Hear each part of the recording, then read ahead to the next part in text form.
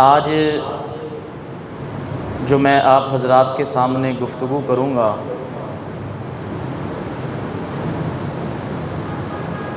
وہ ہے دل کے متعلق، کہ جس کے بارے میں قرآن نے بڑی ہی مرتبہ جا بجا جگہ پر ارشاد فرمایا ہے۔ اللہ کے نبی علیہ الصلوۃ والسلام نے ارشاد فرمایا ہے دل کے متعلق کہ الذین آمنوا وتطمئن قلوبہم بذکر اللہ، کہ اے لوگو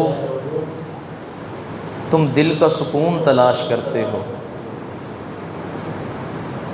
کوئی بندہ مال دولت کے پیچھے لگا ہے کہ شاید مال میرے پاس آ جائے تو دل کو ذرا تسلی ہو جائے۔ کوئی دنیا داری کے اندر، کوئی گناہ کے اندر لذت محسوس کر کے کہ شاید کہ مجھے دل کو سکون مل جائے۔ کوئی اپنی عزت کو داؤ کے اوپر لگا کر کے وہ یہ چاہتا ہے کہ شاید میرے دل کو سکون مل جائے، لیکن اللہ تعالیٰ نے فرمایا الا خبردار بذکر اللہ تطمئن القلوب، دلوں کا سکون اور صرف میری یاد کے اندر ہے۔ اللہ والے ہوتے ہیں نا، اللہ والے، نہ کوئی اعلیٰ قسم کی رہائش ہوتی ہے، صحیح اللہ والوں کی بات کر رہا ہوں، نہ کوئی کھانے پینے کا کوئی اعلیٰ قسم کا نظام ہوتا ہے۔ اکثر دیکھا ہے جنگل بیابانوں کے اندر انہوں نے ڈیرے لگائے تھے، لیکن آج اللہ تعالیٰ نے ان کے پاس لہریں بحریں کر دی۔ تو وہ کون سی چیز ہے کہ جو ان کو جنگل کے اندر رکھ کر کے، جہاں پر تجھے مجھے خطرہ محسوس ہوتا ہے، تجھے مجھے جاتے ہوئے بھی ڈر لگتا ہے، لیکن وہ جنگلوں بیابانوں کے اندر ایک کوٹھڑی سی، تھوڑا سا کھانے پینے کا سامان، لیکن وہ خوش، جب بھی جاؤ ان کے پاس چہرے کے اوپر حشاشیت ہے، بشاشیت ہے، چہرے کے اوپر نور ہی نور ہے۔ کسی قسم کی کوئی نہ اولاد کی فکر ہے، نہ بیوی کی ٹینشن ہے، نہ نانو نفقے کی فکر ہے۔ وہ کیا چیز ہے کہ وہ انہوں نے اللہ کو راضی کیا، اللہ نے ان کو راضی کر دیا۔ وَمَنْ أَعْرَضَ عَنْ ذِكْرِي فَإِنَّ لَهُ مَعِيشَةً ضَنْكًا، کہ اے میرے بندہ مومن، اعرض عن ذکری، تو نے میرے ذکر سے اگر اعراض کر لیا نا، چھوڑ دیا، آس پاس بھاگنے لگا، آس پاس کی جگہوں کے اوپر جانے لگا کہ مجھے یہاں سے سکون ملے گا، مجھے یہاں سے سکون ملے گا، لیکن میری بات یاد رکھنا، اعرض عن ذکری معیشۃ ضنکا، میں تیری معیشت کو تنگ کر دوں گا، میں تیری معیشت کو، تیرے کاروبار کو، تیرے سکون کو تنگ کر دوں گا۔ تو سارے کا سارا جو ذکر ہے، سارے کا سارا جو مزہ ہے، وہ اللہ تعالیٰ نے اپنے ذکر اور فکر کے اندر رکھا ہے۔ اللہ تعالیٰ نے سب سے پہلے انسان کو تخلیق فرمایا، جس کو قرآن پاک 18واں پارہ یوں بیان فرماتا ہے کہ ثم خلقنا النطفة علقة فخلقنا العلقة مضغة فخلقنا المضغة عظاما فكسونا العظام لحما ثم انشأناه خلقا آخر فتبارک اللہ احسن الخالقین، کہ سب سے پہلے ہم نے انسان کو ایک لوتھڑا وہ بنایا، ثم خلقنا نطفہ، ایک نطفہ، ثم خلقنا النطفة علقۃ، پھر ایک علقہ بنا، فخلقنا العلقۃ مضغۃ، پھر ایک گوشت کیسی شکل اختیار کر دی، پھر اس کے بعد ایک ہڈیاں اس کے جسم کے اندر پیدا کر دی، پھر اس کو ایک خوبصورت شکل و صورت اس کو عطا کر دی، پھر اللہ تعالیٰ نے روح اس کے اندر پھونک دی، پھر فرمایا کہ فتبارک اللہ، دیکھ تیرا اللہ کتنا برکت والا ہے، احسن الخالقین، دنیا جہان میں سب سے زیادہ حسین تجھے پیدا فرمایا ہے، سب سے زیادہ احسن، یعنی کہ اتنی حسین اور جمیل دنیا کے اندر کوئی چیز نہیں ہے کہ جتنی کہ پیاری شکل و صورت اللہ تعالیٰ نے انسان کی تخلیق فرمائی۔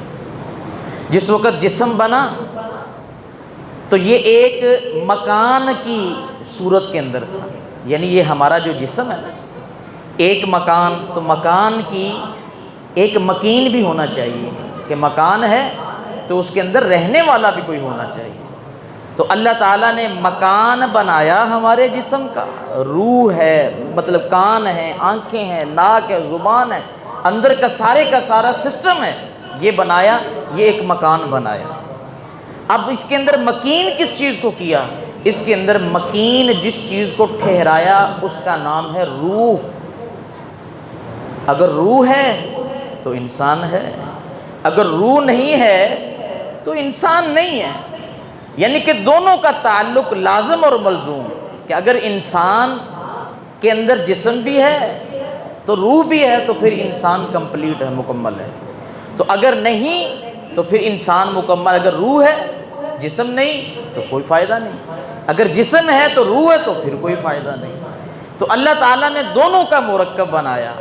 اب اس کے لیے کیا چیز اللہ تعالیٰ نے ضروری رکھی؟ دونوں چیزیں امانت ہیں، دونوں چیزیں، روح بھی اللہ کی امانت، یہ بھی چلی جانی ہے جب تک ہمارے جسم کے اندر ہے، یہ جسم بھی اللہ کی امانت ہے۔ ایک نہ ایک دن کسی نہ کسی نے، ہمارے اپنے ہی جو ہمیں بڑے پیار کرتے ہیں، انہوں نے اپنے کندھوں پر رکھ کر کے ہمیں منو مٹی کے نیچے دبا کر کے آ جانا ہے۔ یہ اللہ کی امانت ہے، اور تو نے اور میں نے اٹل فیصلہ ہے، بڑوں کو سنتے آئے ہیں، کرتے آئے ہیں، اپنے ہاتھوں سے بھی کیے ہیں، تو یہ اٹل فیصلہ یہ ہو کر رہنا ہے۔ اب جب تک جسم ہے، روح ہے، تو دونوں کی اللہ تعالیٰ نے غذا بنائی ہے، دونوں کی، جسم کی بھی غذا ہے اور روح کی بھی غذا ہے۔ جسم کا تعلق زمین کے ساتھ ہے کہ من خلق الانسان من صلصال کالفخار، ہم نے انسان کو کھلکھلاتی ہوئی کھٹکنی مٹی کے ساتھ پیدا کیا ہے۔ تو اس کا تعلق کس کے ساتھ ہے؟ زمین کے ساتھ۔ تو جسم کی جتنی بھی ہے پرورش، اس کا بڑھنا، اس کا پھولنا پھلنا، سارے کا سارا جو اس کی غذا ہے وہ کہاں سے نکلتی ہے؟ زمین سے نکلتی ہے۔ اناج ہے، روٹی ہے، کھانا ہے، پانی ہے، جتنا بھی پہننا ہے، جسم کا تعلق سارے کا سارا زمین کے ساتھ ہے، اور اس کی پرورش بھی جو ہے وہ زمین سے ہونی ہے۔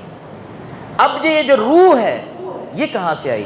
وَيَسْأَلُونَكَ عَنِ الرُّوحِ، اے محبوب صلی اللہ علیہ وسلم، میرے بندے تجھ سے یہ سوال کرتے ہیں کہ روح کیا چیز ہے؟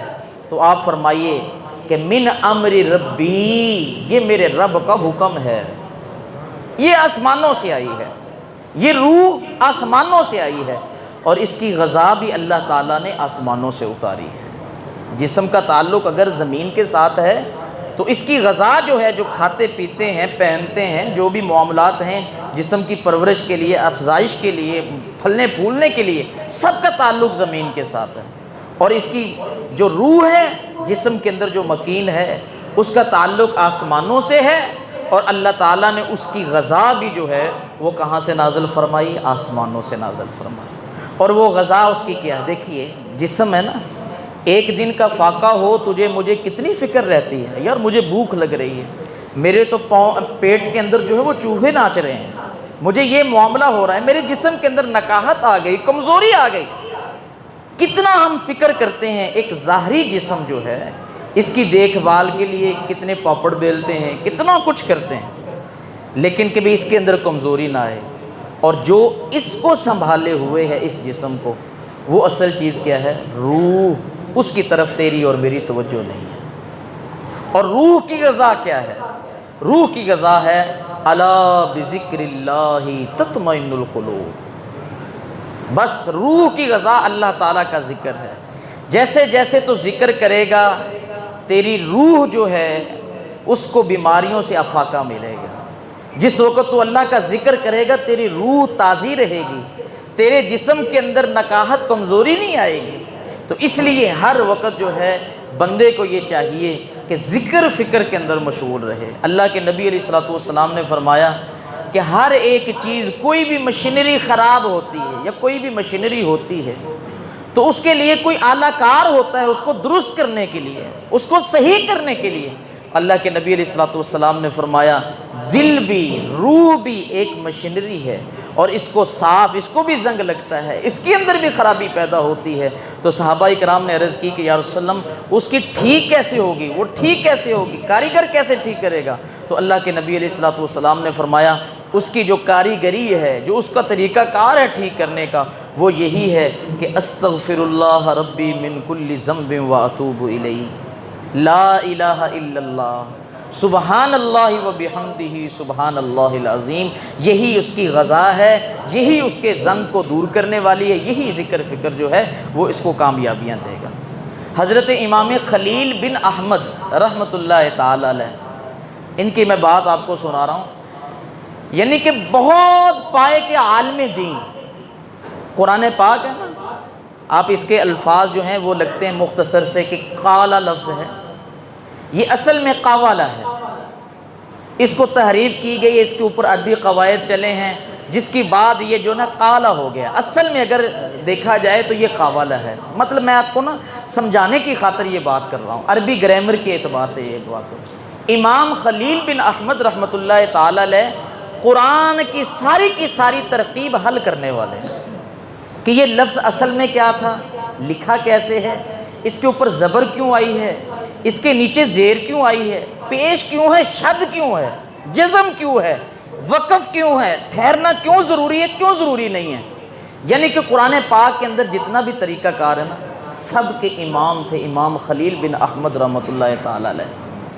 اب فوت ہوئے تو ایک شاگرد تھے حضرت بصیر سواد کے ساتھ، بصیر رحمۃ اللہ تعالی علیہ، انہوں نے دیکھا کہ بھی اب استاد صاحب تو چلے گئے، شاگرد تھے، اب اتنی پیچیدگیاں جو ہیں قرآن پاک کے اندر ان کے مسائل کو حل کرنا ہے، عربی گرامر کو حل کرنا ہے، یہ استاد صاحب ہوتے تھے کوئی فکر نہیں ہوتی تھی، ذرا سا مسئلہ پیش آتا تھا اسی وقت استاد صاحب کی خدمت کے اندر حاضر ہوتے تھے، استاد صاحب بتا دیتے تھے کہ اس کی اصل یہ ہے، یہ لفظ اصل میں یہ تھا، یہاں پر اس وجہ سے ٹھہرا جا رہا ہے۔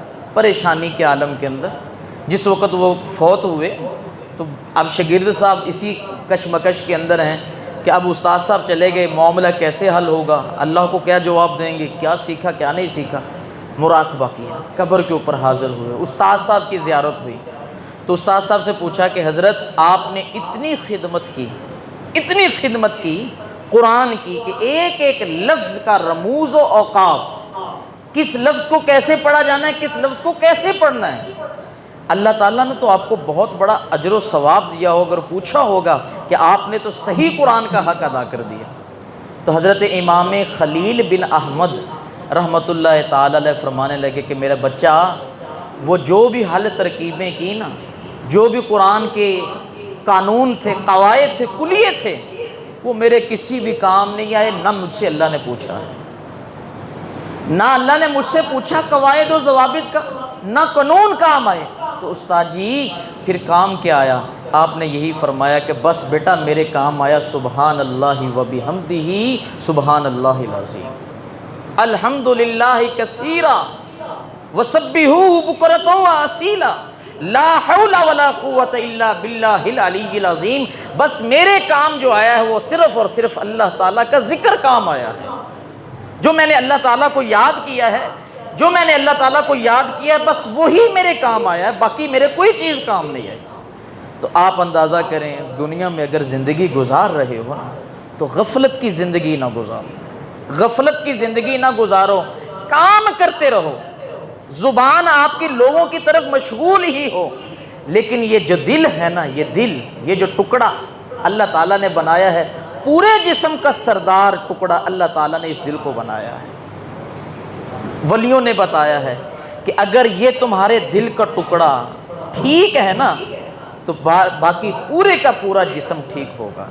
اگر یہ صحیح سمت کی طرف جا رہا ہے، صحیح آپ کی صحبت، یہ دل کی صحبت ہے، اللہ والوں کے ساتھ ہے، اللہ کے نیک بندوں کے ساتھ ہے، نیک محفلوں کے اندر آ کر کے بیٹھتے ہو تو یہ تمہیں کبھی بھی گمراہ نہیں ہونے دے گا، اللہ کے ذکر سے کبھی بھی غافل نہیں ہونے دے گا۔ جب بھی تم کسی دوسرے کام کی طرف مشغول ہونے لگو گے، یہ دل اگر صحیح سمت کے اوپر ہے، ہدایت کو قبول کرنے والا ہے، تو فوری طور پر تمہیں ٹوکے گا اور سیدھا اللہ کے رستے کے اوپر لگا دے گا۔ اسی لیے علماء اکرام نے فرمایا کہ دل کی جو قسمیں ہوتی ہیں نا، 6 قسم کی ہوتی ہیں، 6 قسم کی دل کی کیفیات ہوتی ہیں۔ ایک دل وہ ہوتا ہے کہ جو زندہ ہوتا ہے، اس کے اندر کیا ہوتا ہے؟ زندہ یہ ہوتا ہے، دل زندہ کون سا ہوتا ہے کہ اگر آپ نے نیکی کی ہے، نیکی کرنے کے بعد آپ کو خوشی محسوس ہوئی کہ اللہ تیرا شکر ہے کہ تو نے مجھے نیکی کی توفیق نصیب فرما دی، باقی لوگ گناہ کر رہے ہیں لیکن اللہ تیرا شکر، یہ اپنی بات اپنے دل کے اندر یہ بات کر رہا ہے، لوگوں کو نہیں سنا رہا، اپنے دل کے اندر کہ اللہ تیرا شکر ہے کہ تو نے مجھے توفیق، اتنے لوگ تھے اور بھی لوگ یہ کام کر سکتے تھے، لیکن اللہ تو نے مجھے توفیق دی ہے، اگر نیکی کرنے کے بعد خوشی محسوس ہو جائے تو سمجھ لینا کہ آپ کا زندہ ہے دل۔ اور اسی طرح خدا نخواستہ اللہ تعالی ہم سب کو بچائے، گناہ ہو جاتا ہے، کیونکہ خطا کا پتلا ہے انسان، بندے سے غلطی ہو گئی، خطا ہو گئی، لیکن خطا ہونے کے فوراً بعد اپنے آپ کو کوسا، اپنے آپ کو جھنجھوڑا، ہوئے انسان تیرے اوپر اللہ تعالیٰ کی کتنی کرم نوازی ہیں، اس کے باوجود تو نے اللہ کی مخالفت کر دی، اللہ تعالیٰ کے حکم کے خلاف کر دیا۔ جس وقت یہ بھی اگر کیفیت پیدا ہو جائے نا، پھر بھی اللہ کا لاکھ مرتبہ شکر ادا کرو کہ اے اللہ گناہ کرنے کے بعد مجھے توبہ کی توفیق نصیب ہو گئی۔ اس دل کو کہتے ہیں زندہ دل، اس دل کو کہتے ہیں کہ یہ دل زندہ ہے، اس کے اندر کوئی زندگی کی رمق باقی ہے۔ اگر آپ کے دل کے اندر یہ کیفیت پیدا نہیں ہوتی، نیکی کرنے کا جذبہ ہی پیدا نہیں ہوتا، اور گناہ کرنے کے بعد نہ شرمندگی ہوتی ہے بلکہ اور زیادہ جو ہے بندہ گناہ کی طرف جاتا ہے، تو وہ بندہ سمجھ لے کہ اس کا دل مردہ ہو چکا ہے، اس کا دل مردہ ہو چکا ہے۔ اس کے لیے اللہ تعالیٰ نے قرآن کے اندر الفاظ کے استعمال کیے کہ لَهُمْ قُلُوبٌ لَا يَفْقَهُونَ بِهَا وَلَهُمْ أَعْيُنٌ لَا يُبْصِرُونَ بِهَا وَلَهُمْ آذَانٌ لَا يَسْمَعُونَ بِهَا أُولَٰئِكَ كَالْأَنْعَامِ بَلْ هُمْ أَضَلُّ أُولَٰئِكَ هُمُ الْغَافِلُونَ۔ اللہ تعالیٰ نے فرمایا لَهُمْ قُلُوبٌ لَا يَفْقَهُونَ بِهَا، جس بندے کو احساس نہیں ہوتا، گناہ کرنے کے بعد، نیکی کرنے کے بعد خوشی محسوس نہیں ہوتی، اس کے بارے میں اللہ نے فرمایا اس کو میں نے دل تو دیا ہے، قلوب لا یفقہون بہا، لیکن اس نے اس کی فقہ کی سمجھنے کی خاطر اس نے دل کو نہیں لگایا۔ وَلَهُمْ أَعْيُنٌ لَا يُبْصِرُونَ بِهَا، اس کو میں نے آنکھیں تو دی ہیں، لیکن یہ آنکھوں کے ساتھ جن چیزوں کو میں نے دیکھنے کا حکم دیا ہے، قرآن کی زیارت کا حکم دیا ہے، والدین کی زیارت کا حکم دیا ہے، اچھے کام کی طرف دیکھنے کا حکم دیا ہے، اچھے راستے کو اختیار کرنے کا حکم دیا ہے، لیکن ان آنکھوں کے ساتھ ان کی طرف توجہ نہیں کرتا۔ اس کی آنکھیں تو ہیں لیکن آنکھیں استعمال نہیں کرتا۔ وَلَهُمْ آذَانٌ لَا يَسْمَعُونَ بِهَا، کان میں نے اس کو دیے ہیں لیکن اس کے ذریعے سے یہ مسائل کو نہیں سمجھتا، قرآن کو نہیں سمجھتا، اللہ کے نبی علیہ السلام کے فرامین کو نہیں سمجھتا۔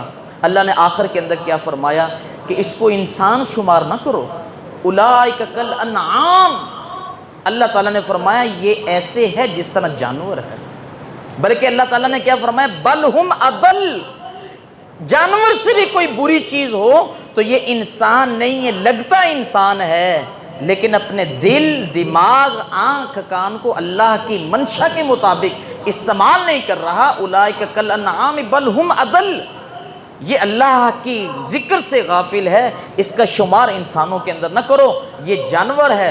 اولئک هم الغافلون، اے بندے تجھے میرے ذکر سے کس نے غافل کر دیا؟ تو یہ ہے دو قسمیں، ایک مردہ دل، مردہ دل کی میں نے آپ کو بتا دی، ایک وہ ہوتا ہے صحت والا دل، ایک ہوتا ہے بیماری والا دل۔ صحت والا دل کون سا ہوتا ہے؟ صحت والا دل وہ ہوتا ہے، بیماری والا دل پہلے سنیے کہ بیماری والا دل وہ ہوتا ہے کہ جس کے دل کے اندر تکبر پیدا ہوتا ہے، حسد پیدا ہوتا ہے، کینہ، شہوت، کہ کوئی بھی گناہ کا کام آیا ہے تو وہ فوری طور پر کر جاتا ہے، اس کو کہتے ہیں بیماری والا دل۔ صحت والا کون سا دل ہوتا ہے؟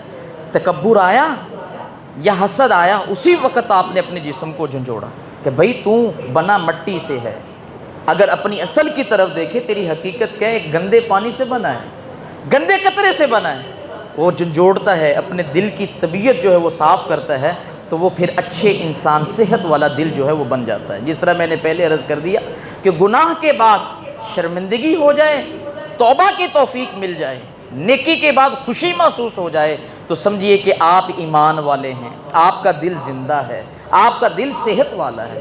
ایک غافل دل ہوتا ہے، غافل دل کیا ہے؟ ذکر کرتا ہے، نماز پڑھنے بھی آتا ہے، زکوٰۃ بھی دے رہا ہے، اور جو بھی اللہ تعالیٰ کے احکامات ہیں حج بھی کرتا ہے، لیکن غفلت کس وجہ سے ہے؟ نماز میں کھڑا ہے، پڑھ رہا ہے الحمدللہ رب العالمین الرحمن الرحیم مالک یوم الدین، سبحان ربی الاعلیٰ سبحان ربی العظیم، التحیات پوری پڑھ رہا ہے، درود پاک پورا پڑھ رہا ہے، دعا پڑھ رہا ہے، لیکن جو زبان کہہ رہی ہے دل کی توجہ اس کی طرف نہیں ہے۔ کہ الحمدللہ تو پڑھ رہا ہوں، اس کا معنی کیا بنتا ہے؟ سبحان ربی الاعلیٰ تو کہہ رہا ہوں، اس کا معنی مطلب کیا بنتا ہے؟ التحیات تو پڑھ رہا ہوں، درود شریف تو پڑھ رہا ہوں، لیکن زبان چل رہی ہے، لیکن دل کی توجہ زبان کے الفاظ کی طرف نہیں ہے کہ میں پڑھ کیا رہا ہوں۔ اس کو کہتے ہیں غافل دل، اس کو کہتے ہیں ذکر تو کر رہا ہے لیکن یہ غفلت کے اندر ہے، غفلت کے اندر یہ اپنا ذکر فکر کر رہا ہے۔ تو بیداری کب پیدا ہوگی؟ جب پڑھے الحمدللہ رب العالمین، تو ساتھ میں اس کو ترجمے کا بھی پتہ ہو کہ اس کا معنی ہے تمام تعریفیں اللہ کے لیے جس نے پورے جہان کو پیدا کیا ہے۔ الرحمن الرحیم، جو رحمان ہے، رحیم ہے، مالک یوم الدین، روز جزا کا مالک ہے۔ جو زبان کہہ رہی ہے، دل اس کی تصدیق کر رہا ہے، تو اس کو کہیں گے بیداری والا دل۔ جس وقت آپ کی یہ کیفیت پیدا ہو جائے گی، نیکی کریں گے، اس کے اندر غور و فکر کریں گے، تو پھر اللہ تعالیٰ آپ کے لیے فرمائے گا کہ یہ وہ دل ہے جو میرا مسکن ہے، جو میرا مسکن ہے، جو میرے رہنے کی جگہ ہے۔ ہر چیز یقین جانیے، دیکھیے اپنے جسم کے اعضاء جو ہیں، ہر ایک چیز کی دو چیزیں بنائی ہیں۔ آنکھیں دو ہیں، کان دو ہیں، ناک دو ہیں، بازو دو ہیں، پاؤں دو ہیں، لیکن دل اللہ تعالیٰ نے ایک ہی بنایا ہے۔ کس لیے؟ کہ میں اکیلا ہوں اور میری جس کے اندر یاد کی جائے وہ چیز بھی اکیلی ہونی چاہیے، وہ دل ہے۔ تو اللہ تعالیٰ نے دل کو بھی ایک بنایا۔ تو ہر وقت دیکھیے کسی بھی مقام اور مرتبہ کے اوپر اللہ کے نبی حضرت ابراہیم خلیل اللہ علیہ السلام، انہوں نے ایک مرتبہ عرض کی، اللہ تعالیٰ نے خود ہی فرمایا کہ ابراہیم علیہ السلام، جس وقت آپ میری بارگاہ کے اندر حاضر ہونے لگے نا، تو اپنے دل کو دھو لیا کریں، اپنے دل کو دھو لیا کریں۔ اب حضرت ابراہیم خلیل اللہ علیہ السلام نے عرض کی کہ مالک، میں دل کو کیسے دھوؤں گا؟ کہ نکال کر کے دھوؤں گا تو یہ سسٹم برقرار نہیں رہے گا جسم کا۔ تو اللہ تعالیٰ نے فرمایا کہ اے ابراہیم، جس وقت آپ ہماری بارگاہ کے اندر آیا کرو نا، تو ندامت کے، شرمندگی کے، اپنے جو غلطی ہو جائے اس کے اوپر شرمندگی کے 2 آنسو بہا لیا کرو، ہم تیرے دل کو دھو دیا کریں۔ یہ ہے کہ اگر دل کے اوپر کچرا آ گیا ہے، غبار آ گیا ہے، سختی آ گئی ہے، دل بنجر ہو گیا ہے، بڑی دیر ہو گئی، پوری کی پوری جوانی جو ہے ہم نے اللہ کے ذکر سے دور ہی گزار دی ہے۔ آپ دیکھیے نا، بنجر زمین ہو، ہل نہ چلایا جائے تو وہ بڑی دیر لیتی ہے دوبارہ اس فصل اگانے کے لیے، تیار ہونے کے لیے بڑی دیر لگتی ہے، بڑے ہل چلانے پڑتے ہیں، کھادیں ڈالنی پڑتی ہیں، پھر جا کر کے۔ اسی طرح اللہ والوں نے بھی یہ فرمایا ہے کہ دل جس وقت بہت زیادہ اللہ کے ذکر سے دور ہو جاتا ہے تو اللہ اس کو بھی بنجر بنا دیتا ہے۔ شیخ ولی اللہ محدث دل بھی رحمۃ اللہ تعالیٰ علیہ، ہند کے بزرگ ہیں، بہت بڑے، آپ ہی قرآن کی تفسیر لکھنے والے ہیں، بہت زیادہ دین کا کام پاک و ہند کے اندر حضرت شاہ ولی اللہ محدث دہلوی رحمۃ اللہ تعالیٰ علیہ کرنے والے ہیں۔ وہ بھی آپ دل کی مثال دیتے ہیں، فرماتے ہیں زمین اگر نہ پاک ہو جائے نا، زمین کے اوپر غلاظت ہے، کوئی گند پڑا ہوا ہے، تو اس کو پاک اگر کرنا ہے نا، تو فقہ کہتی ہے کہ 2 طریقوں سے وہ پاک ہوگی۔ وہ کیسے پاک ہوگی؟ یا تو اس زمین کے اوپر بہت زیادہ پانی بہایا جائے جس کے ذریعے سے وہ غلاظت کو بالکل دور کر دے، کہ بالکل صاف اور شفاف زمین ہو جائے، تو وہ اب پاک ہو جائے گی۔ اب آپ اس کے اوپر نماز بھی پڑھ سکتے ہیں، آپ ذکر و اذکار بھی کر سکتے ہیں، سب کچھ کر سکتے ہیں۔ فرمایا کہ اگر آپ کے پاس پانی نہیں ہے، اتنا پانی نہیں کہ اس کے ساتھ آپ بہا سکیں، تو پھر فرمایا کہ اس طرح کیجئے کہ سورج کی جو تپش ہوتی ہے، تیز روشنی ہوتی ہے، جو اس کا نور ہوتا ہے، اتنا تیزی کے ساتھ برسے کہ وہ اس کو جلا دے، کہ اس کی وہ کیفیت ہی غلاظت کی، اس گندگی کی وہ کیفیت ہی نہ رہے کہ یہ کوئی گندگی تھی، یعنی کہ جلا کر کے راکھ کر دے۔ جس طرح دیکھو بھینس کا گوبر ہوتا ہے، سکھایا جاتا ہے، آگ میں جس وقت جلایا جاتا ہے تو وہ اس کی کیفیت کیا بن جاتی ہے، ایک راکھ کیسی بن جاتی ہے، وہ پتہ ہی نہیں چلتا کہ یہ گوبر تھا کہ نہیں تھا۔ اسی طرح فرمایا کہ اگر زمین کو آپ نے پاک کرنا ہے، غلاظت ہے، اس کے اوپر کوئی گند پڑا ہوا ہے، تو سورج کی روشنی اتنی تیز پڑے کہ اس کو جلا کر کے رکھ دے۔ فرمایا اس طرح وہ 2 طریقوں کے ساتھ جو ہے وہ پاک ہو جائے گی۔ اور حضرت شاہ ولی اللہ محدث دہلوی رحمۃ اللہ تعالیٰ یہ مسئلہ بیان کرنے کے بعد میں فرمایا کہ انسان کی دل بھی جو ہے وہ ناپاک ہو جاتا ہے، انسان کے دل کے اندر بھی میل آ جاتی ہے، تو اس کا طریقہ کار یہی ہے، سب سے پہلا طریقہ کار یہ ہے کہ اس کو دھویا جائے۔ کس کے ساتھ؟ فرمایا کہ اللہ تعالیٰ نے فرمایا کہ میرا جو ذکر ہے نا یہ رحمت کی بارش کی طرح ہے، میرا جو ذکر ہے وہ رحمت کی بارش کی طرح ہے۔ جس وقت آپ بار